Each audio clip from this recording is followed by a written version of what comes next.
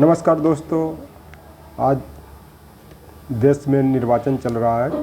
6 phase समाप्त भी हो चुका है, 7वां फेज बचा हुआ है। और जैसे जैसे निर्वाचन अपने अंतिम छोर की ओर पहुंच रहा है, संविधान पर बहुत ज़ोर शोर से चर्चा हो रही है और कहा जा रहा है कि संविधान खतरे में पड़ गया है। भारतीय संविधान को ध्वस्त किया जा रहा है, जो वर्तमान बीजेपी की सरकार है। तो ऐसा क्यों कहा जा रहा है, उसी का मैं विश्लेषण कह रहा हूँ। पहली चीज़ तो संविधान का मतलब होता है समझौता विधान, यानी सबके लिए एक विधान हो, वही संविधान है। लेकिन आज वास्तव में ऐसा भेदभाव किया जा रहा है, लोगों में समानता नहीं है, लोगों के बीच समानता नहीं है। एक दूसरे से लोग उपेक्षित महसूस कर रहे हैं, चाहे वो किसी भी कम्युनिटी का हो, चाहे वो हिंदू हो, मुस्लिम हो। जो हिंदू है मुस्लिम से सुपीरियर समझ रहे हैं, जो हिंदू में उच्च जाति के लोग हैं वो ओबीसी SC ST से सुपीरियर समझ रहे हैं। इस तरह से समानता नहीं देश में है, इस कारण बोला जा रहा है कि संविधान खतरे में। अगली चीज़ जो संविधान में जो DPSP में कहा गया है, जो राज्य के नीति निर्देशक तत्व है, जो भारतीय संविधान के भाग 4 में वर्णित है कि सरकार लोगों के लिए रोजगार उपलब्ध करवाएगा। लेकिन रोजगार क्या सरकार उपलब्ध कराई है? जो रोजगार मिल भी रहा था उसको समाप्त कर दिया गया है। उसमें पहला तो आपका मनरेगा है। मनरेगा लगभग समाप्ति के कगार पर पहुंच गया है। ये सिर्फ बहाना लगाते हैं कि मनरेगा में भ्रष्टाचार बहुत बढ़ गया है, इस कारण मैं इसको धीरे धीरे समाप्त करूँगा। लगभग कर भी दिया। आपने डिमोनेटाइजेशन देखा, जो 8 नवंबर 2016 को जो मोदी जी ने डिमोनेटाइजेशन कर दिया, विमुद्रीकरण कर दिया, जिसके कारण जो भी लोग रोज़गार कर रहे थे उनका जो भी पैसा था वो सब बर्बाद हो गया, जिसके कारण इनको रोज़गार भी आगे का मिलना मुश्किल हो गया, कोई रोज़गार भी नहीं कर पाए।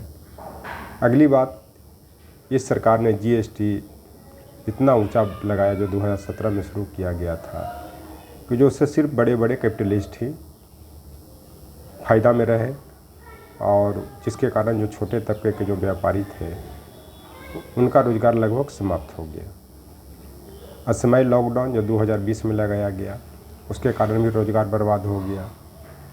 इस तरह से संविधान में जो रोज़गार उपलब्ध कराने की बात की गई है DPSP में, directive principle of state policy, उसको भी सरकार ने ध्वस्त किया।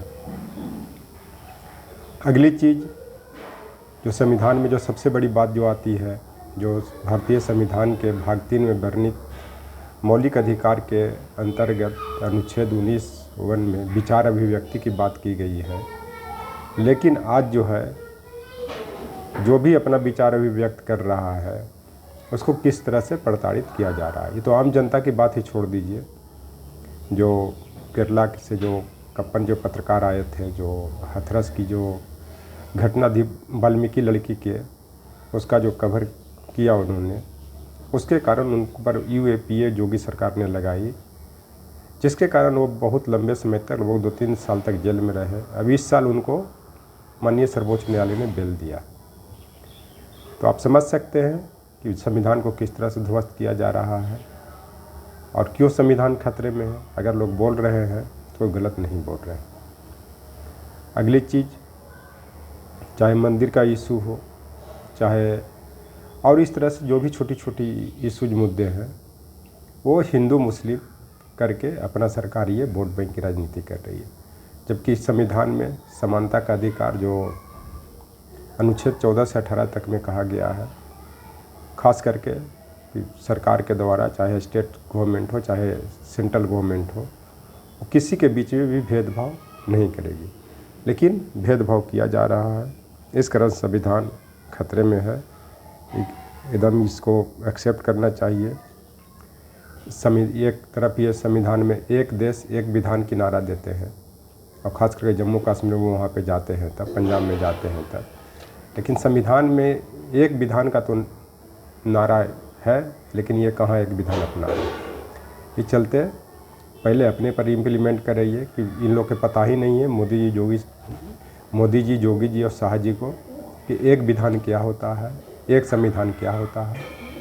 इन लोग सिर्फ सत्ता के भूखे हैं। आज जितना जो एक विधान के नाम पर ये नारा दे रहे हैं, अगर ये अपने आप में इम्प्लीमेंट कर ले, एक विधान क्या होता है, तो अपने आप ये संविधान सबके लिए एक हो जाएगा और लोग नहीं बोलेंगे कि संविधान खतरे में है। और ना कोई ऐसा ब्लेम लगाएं, चाहे राष्ट्रीय स्तर पर चाहे अंतर्राष्ट्रीय स्तर पर, क्योंकि वैश्विक स्तर के जो इंटरनेशनल का जो मीडिया रिपोर्ट भी आता है उसमें भी भारत को विचार व्यक्ति के मामले में बहुत नीचे रखा गया।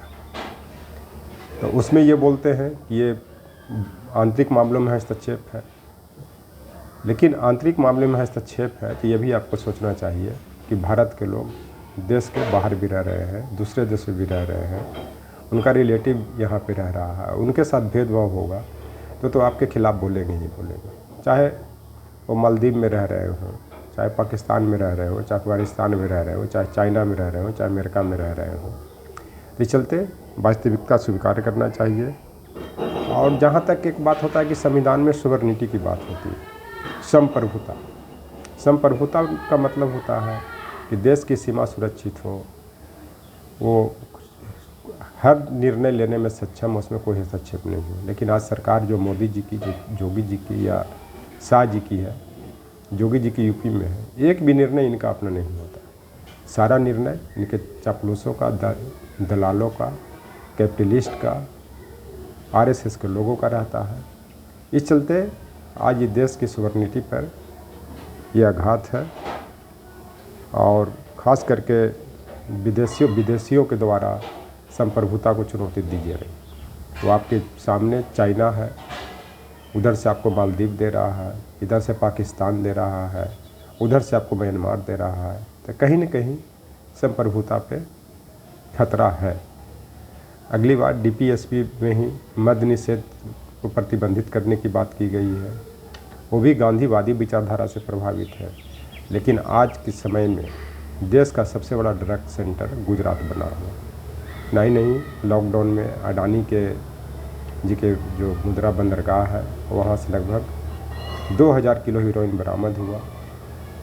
वहाँ से पूरे देश में सप्लाई हुआ। वो हर नौजवान ड्रगिस्ट हो चुका है, लगभग 100 में तो 90 हो ही चुका है, खास करके पंजाब, हरियाणा और वेस्टर्न यूपी और इस तरह के देश में जो भी है। तो संविधान का जो मूल उचित है डीपीएसपी में कि लोग पोषण युक्त खाना प्राप्त हो, स्वस्थ रहें, लेकिन ड्रगिस्ट के कारण उनका खाना भी उनको हजम नहीं हो रहा है। इसलिए तो आप ये समझ सकते हैं कि संविधान खतरे में क्यों है, ऐसा क्यों हो रहा है। तो मैं अब को बता देना चाहता हूँ। दूसरी चीज़ कि किसान की बात जहाँ तक है, किसान जो है देश को भी सुरक्षित रखता है और खाद्यान्न दे करके देश की जनता को भी जीवित रखता है। उसका उदाहरण एक किसान का लड़का है, देश का सीमा को रक्षा कर रहा, दूसरा खाद्यान्न उत्पादन कर रहा। इसी कारण 1966 ईस्वी में जब खाद्यान्न की उपलब्धता देश में कमी थी तो उस समय के प्रधानमंत्री स्वर्गीय लाल बहादुर शास्त्री ने जय जवान जय किसान का नारा दिया था। ये बोलते हैं कि किसान खतरे में है, तो कभी कुछ बोलेंगे, कभी बोलेंगे कि मैं संविधान को ये बता रहा हूँ, किसान को बचा रहा हूँ। लेकिन सच्चाई ये है कि आज के समय में किसान भी खतरा में है, संविधान भी खतरा में है और लूटने वाले किस तरह से देश को लूट रहे हैं, किसी से छिपी हुई बात नहीं। इसी पर एक शेर कहा गया है, न किसान खतरे में न संविधान खतरे में, सिर्फ देश लूटने वालों के दुकान खतरे में। ये देश लूटने वाले कौन हैं? अडानी, मोदी जी, शाह जी।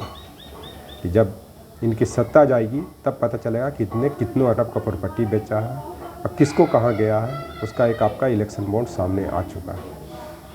इलेक्शन बॉन्ड में जो भी इंडस्ट्रियलिस्ट थे या जो इंफ्रास्ट्रक्चर को डेवलप करने वाले थे, उन्होंने पहले ही इनसे बैंक से लोन लेकर के इंफ्रास्ट्रक्चर को डेवलपमेंट करने के लिए, चाहे हाईवे हो चाहे एक्सप्रेसवे हो, सबसे पहले इनको चंदा दिया है इलेक्शन लड़ने के लिए। तब समझ सकते हैं कौन लूटने वाला है, कौन दूसरे को लूट रहा है, किसी से छिपी हुई बात नहीं।